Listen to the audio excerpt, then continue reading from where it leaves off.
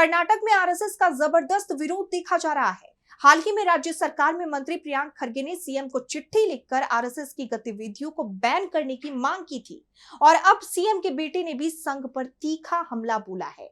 उसकी तुलना सीधे तालिबान से कर दी है, जिससे राज्य का माहौल गर्मा गया है। तो क्या है ये पूरा मामला, जानेंगे इस रिपोर्ट में। कर्नाटक की राजनीति में आरएसएस की गतिविधियों पर बैन लगाने की चर्चाओं ने तूल पकड़ लिया है। सीएम सिद्धारमैया के बेटे यतींद्र सिद्धारमैया ने संघ पर तीखा हमला बोलते हुए उसकी तुलना सीधे तालिबान से कर दी है, जिससे राज्य का राजनीतिक माहौल गर्मा गया है।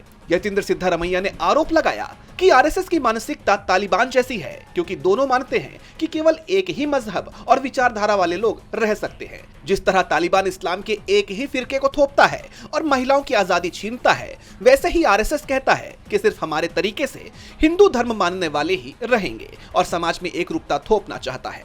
उन्होंने ये भी सवाल उठाया कि अरबों की संपत्ति होने के बावजूद संघ का रजिस्ट्रेशन क्यों नहीं है।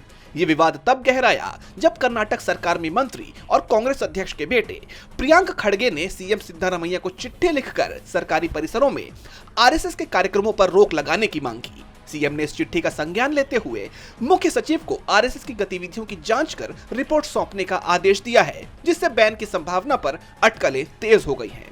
सीनियर कांग्रेस नेता बीके हरिप्रसाद ने भी इस मांग का समर्थन किया है। वहीं आरएसएस के खिलाफ चल रही इस मुहिम में बीजेपी की तरफ से बयान सामने आने लगे हैं, जिससे उसकी बौखलाहट साफ दिखाई दे रही है।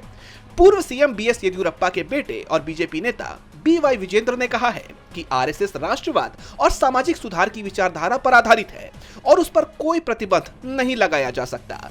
बीजेपी ने कांग्रेस पर असली मुद्दों से जनता का ध्यान भटकाने का आरोप लगाया।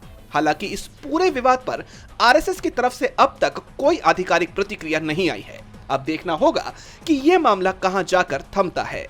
डीबी लाइव की रिपोर्ट।